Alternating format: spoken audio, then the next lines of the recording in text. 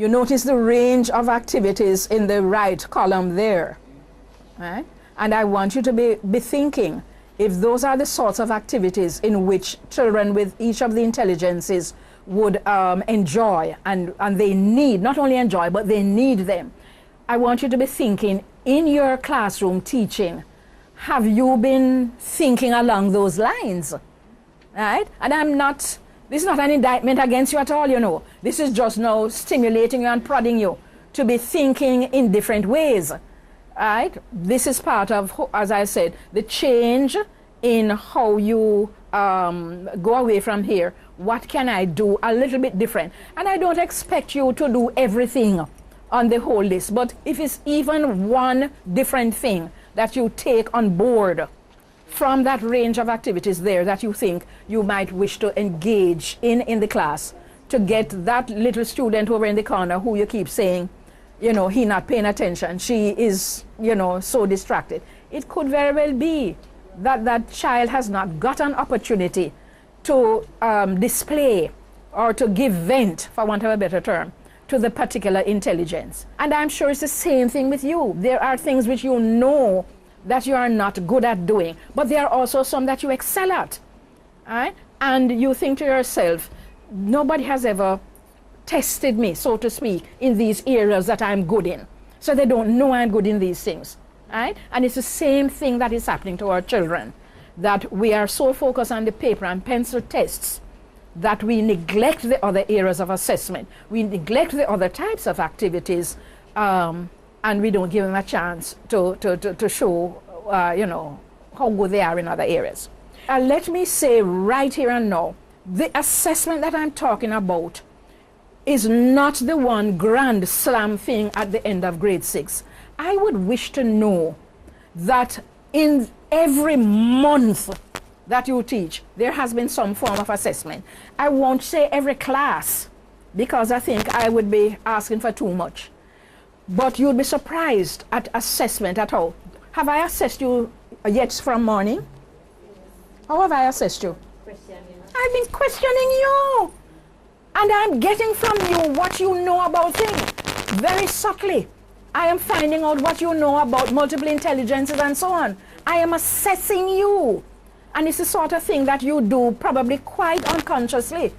But I'm saying that perhaps you should be a little bit more conscious of how you can be assessing your children, and not just be waiting on the half-term test, the end-of-term test, and the GSAT, you know? Just to segue a little bit. One of the suggestions I'll make to you is when you have parent-teachers meetings, this sort of thing is useful to share with the parents, so that parents and guardians know what it is their children are the entirety supposed to be learning.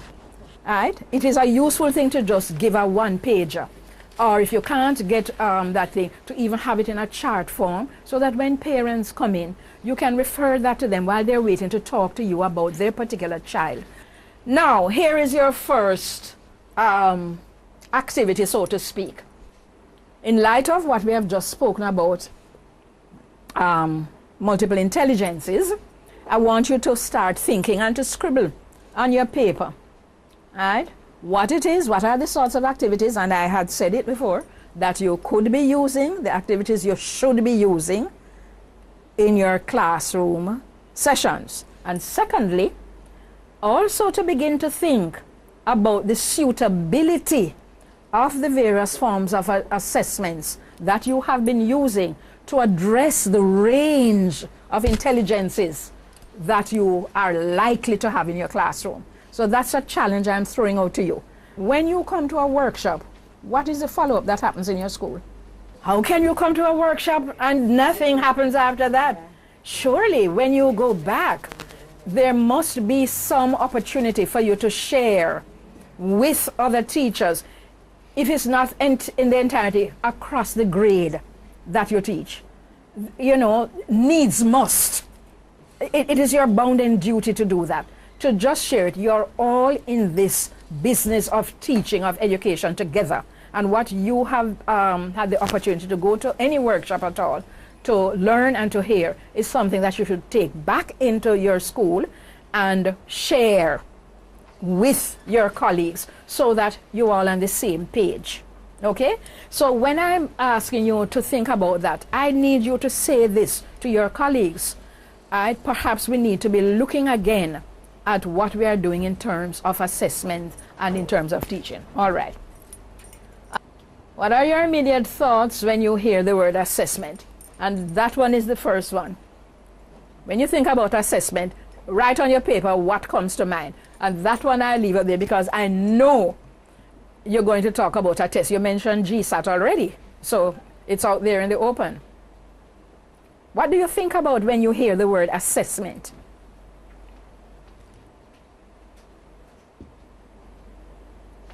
Shout out, anybody. Apart from test, what else do you think about? You think about a project, assessing a project, or project to assess. Which one? Beautiful. Project to assess. Yeah, all right. You need to find out what the children have learned. Mm-hmm. So you would give different methods, different things to find out what they learned. So you would, as you said, you'd give tests. Mm-hmm. You would do oral questioning. Mm-hmm. You would give the projects. Mm-hmm. Researches, Mm-hmm. to come back and say, even on a one single word, Yes. to come back and say what they have learned from About a particular topic or concept. Yes. All right. And what? Role playing. Role playing. All right. The whole role of drama in science. Oh, drama in science is done beautifully in some of these science centers and museums that are overseas. And we used to do it up at the Science Learning Center, the ICWI Science Learning Center. The use of drama in science. And it is a powerful tool for assessing learning. Right? Okay, anybody else? Yes. You're doing experiments. So you're thinking assessment could be doing, I'm hearing doing projects. I am hearing using drama. I'm hearing doing experiments. Right? What? Journal entries for, yes? Doing reports, doing research. Yes? All right, so the whole spectrum. Do you hear what you're saying? You are not using paper and pencil, and I'm very happy about that because this is what giving a test usually entails. The giving a test suggests, which is deliberately why I have the big pencil there. That is giving the test that you're shading in or you're ticking or the whatever. Because normally when we use the word assessment, that's what we really are talking about. And in a sense, nothing is really wrong with that. Quite often, and even in the literature, you will see the words testing and assessing used interchangeably, right? Does assessment mean the same thing as evaluation? No. Not necessarily. No. Not necessarily. What does evaluation suggest to you? My performance as well. Your performance. So you don't think you can assess your, if you use an assess, you will not assess your performance as well. Yes. So does evaluation have a component or vice versa? Does assessment have a component of evaluation? You think? Yes, it does. I would think so too. Huh? All right, anybody else? All right, let's go. What is that one? Is it the same thing as measurement? I don't know why in education we confuse ourselves so much. Couldn't we have just had one word assessment and leave it there? You'd believe we'd have been able to do that, eh? But no, we want to go into testing. We want to go into evaluating.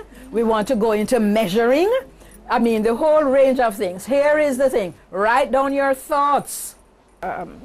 Write down what you think each one says or does, or an example of it, or why it would be necessary for us as educators to have these various things, testing, evaluating, measuring. So write down what it is you're thinking.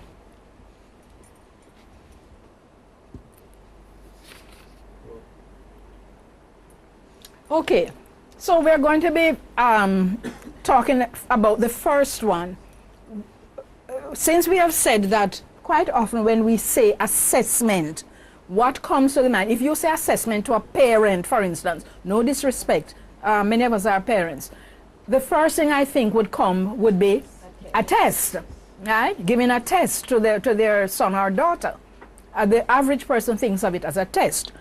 What exactly do you mean when you talk about giving a test?